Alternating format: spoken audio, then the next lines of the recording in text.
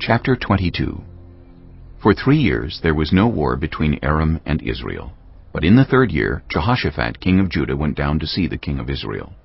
The king of Israel had said to his officials, "Don't you know that Ramoth-Gilead belongs to us, and yet we are doing nothing to retake it from the king of Aram?" So he asked Jehoshaphat, "Will you go with me to fight against Ramoth-Gilead?" Jehoshaphat replied to the king of Israel, I am as you are, my people as your people, my horses as your horses. But Jehoshaphat also said to the king of Israel, First, seek the counsel of the Lord. So the king of Israel brought together the prophets, about 400 men, and asked them, "Shall I go to war against Ramoth-Gilead, or shall I refrain?" "Go," they answered. "for the Lord will give it into the king's hand." But Jehoshaphat asked, Is there no longer a prophet of the Lord here, whom we can inquire of? The king of Israel answered Jehoshaphat, "There is still one prophet through whom we can inquire of the Lord, but I hate him because he never prophesies anything good about me, but always bad. He is Micaiah, son of Imlah." The king should not say such a thing. Jehoshaphat replied. So the king of Israel called one of his officials and said, "Bring Micaiah, son of Imlah, at once." Dressed in their royal robes, the king of Israel and Jehoshaphat, king of Judah, were sitting on their thrones at the threshing floor by the entrance of the gate of Samaria, with all the prophets prophesying before them. Now Zedekiah, son of Chenaanah, had made iron horns, and he declared, "This is what the Lord says. With these you will gore the Arameans until they are destroyed." All the other prophets were prophesying the same thing. "Attack Ramoth-Gilead and be victorious, They said. for the Lord will give it into the king's hand." The messenger who had gone to summon Micaiah said to him, "Look, the other prophets, without exception, are predicting success for the king. Let your word agree with theirs, and speak favorably." But Micaiah said, As surely as the Lord lives, I can tell him only what the Lord tells me. When he arrived, the king asked him, "Micaiah, shall we go to war against Ramoth-Gilead or not?" Attack and be victorious, he answered. for the Lord will give it into the king's hand. The king said to him, "How many times must I make you swear to tell me nothing but the truth in the name of the Lord?" Then Micaiah answered, I saw all Israel scattered on the hills like sheep without a shepherd. And the Lord said, These people have no master. Let each one go home in peace. The king of Israel said to Jehoshaphat, "Didn't I tell you that he never prophesies anything good about me, but only bad?" Micaiah continued, Therefore hear the word of the Lord. I saw the Lord sitting on his throne with all the multitudes of heaven standing around him on his right and on his left. And the Lord said, Who will entice Ahab into attacking Ramoth-Gilead and going to his death there? One suggested this, and another that. Finally, a spirit came forward, stood before the Lord and said, I will entice him. By what means? The Lord asked. I will go out and be a deceiving spirit in the mouths of all his prophets, he said. You will succeed in enticing him, said the Lord. Go and do it. So now the Lord has put a deceiving spirit in the mouths of all these prophets of yours. The Lord has decreed disaster for you. Then Zedekiah, son of Chenaanah, went up and slapped Micaiah in the face. "Which way did the Spirit from the Lord go when he went from me to speak to you?" he asked.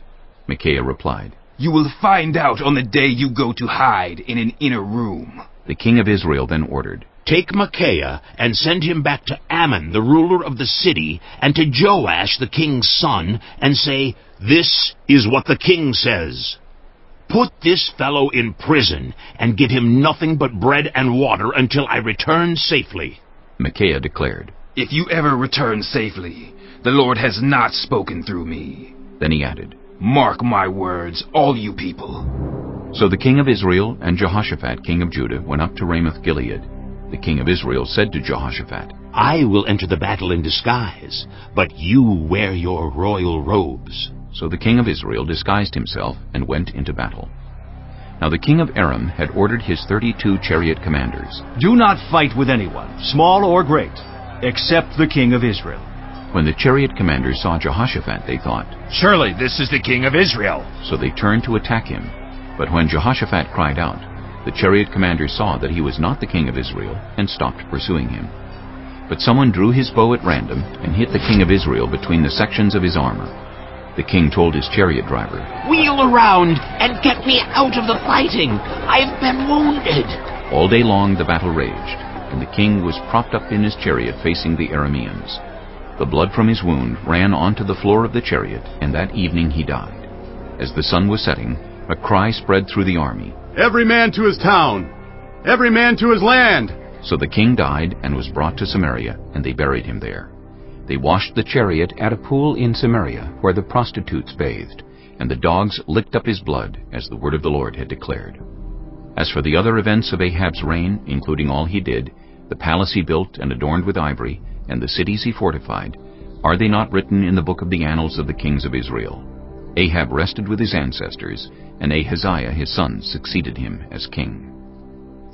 Jehoshaphat, son of Asa, became king of Judah in the 4th year of Ahab king of Israel. Jehoshaphat was 35 years old when he became king, and he reigned in Jerusalem 25 years. His mother's name was Azubah, daughter of Shilhi. In everything he followed the ways of his father Asa, and did not stray from them. He did what was right in the eyes of the Lord.